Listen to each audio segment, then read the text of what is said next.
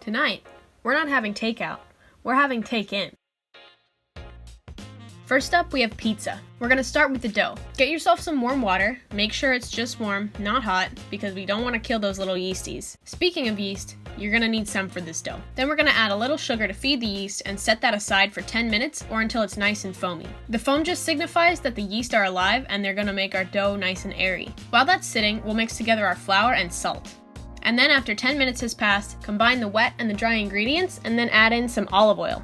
Then mix that until it gets too difficult to stir. Then get in there with clean hands and start kneading. We're kneading this dough in the bowl because it's easier and it's not a wet dough. The reason we knead the dough is because it develops gluten and gives us that chew that a good pizza crust has. So you're gonna knead this for about 5 minutes or until it becomes nice and smooth. Then we're gonna oil the bowl and use the dough to coat the bowl with the oil. And then cover that with a damp towel and set it aside to rise. Now there are 3 options here for how long it rises. What I like to do is make the dough in the morning and then let it sit out all day so that the flavor can develop into something resembling sourdough. Alternatively, you can make this the night before and chuck it in your fridge until you're ready for dinner. This will also allow the flavor to develop. Now, if you need this dough quickly, you can let it rise on the counter for just an hour, but this method will require more yeast.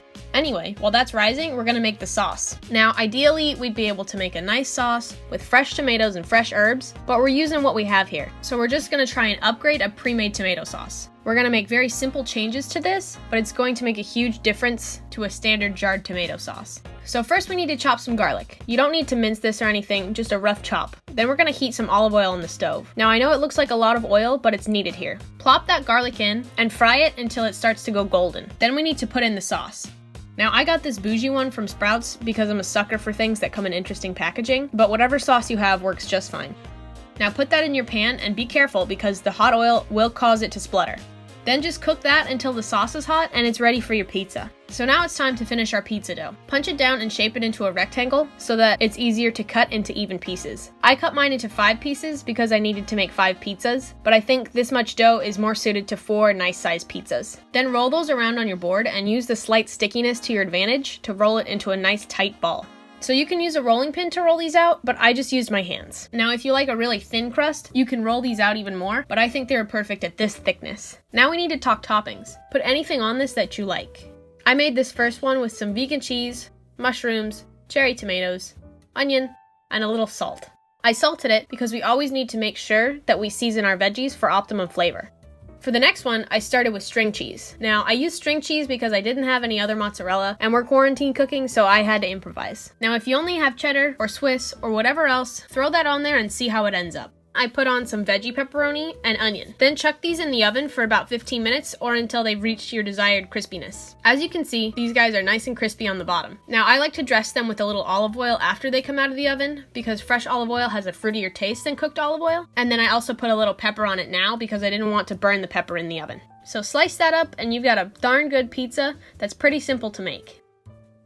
Okay, we're going in a completely different direction now, but stick with me because we're making fried rice. Now, I used some rice that I had left over from getting Chinese food a few days ago, but if you cook your own rice, just make sure that it's completely cooled before you start. Anyway, once you've got your rice, you're going to add a little bit of mayo to it. I know it sounds different, but it's used when making Japanese-style fried rice. Ideally, we'd use Japanese mayo, but I don't have any, so I'm going to add a little vinegar and a little sugar to try and replicate the same flavor. Give that all a mix, and then we'll move on to our other ingredients. Now you could add peas, green onion, snap peas, water chestnuts, or whatever else you want. I'm just gonna add some grated carrot and about 3 cloves of garlic. And then it's time to make our sauce. And it's pretty darn simple. Some soy sauce and a little bit of Worcestershire sauce. Worcestershire? Whatever. A little bit of toasted sesame oil. Now, if you don't have all of those, soy sauce by itself still works just fine. I put my pan on medium heat and added my garlic. Saute that for a little bit, but you don't want it to brown. Then add your carrots and let those cook for about a minute. Add your rice and mix that until everything is incorporated. Then move that all on one side of the pan because we're gonna cook some egg on the other side. But I do have a vegan in my house, so I used this vegan egg replacer that scrambles like real egg. It's actually pretty fascinating. But anyway, scramble that up on one side of the pan and then start to mix it in when it's almost done cooking. Then we need to add the sauce. Stir that around until there's none pooling at the bottom of your pan and then add some herbs if you have any. Fresh or dried work. I went with about a tablespoon of chopped parsley, but basil or cilantro will also go nicely in here. Give that a mix, and now we can move on to presentation. Now, if you don't care about presentation, then you're all done. But here's a simple trick to make your rice look pretty cool. Just pack that into a measuring cup and flip it onto a plate. Give it a tap to make sure it releases, and I just added a little bit of parsley on top for aesthetics. That's completely optional. And that's just about it. 2 really yummy take-in dishes that come together really easily. Now remember to use what you have and make these dishes your own. Stay home if you can, stay safe, and stay healthy. Thanks for watching.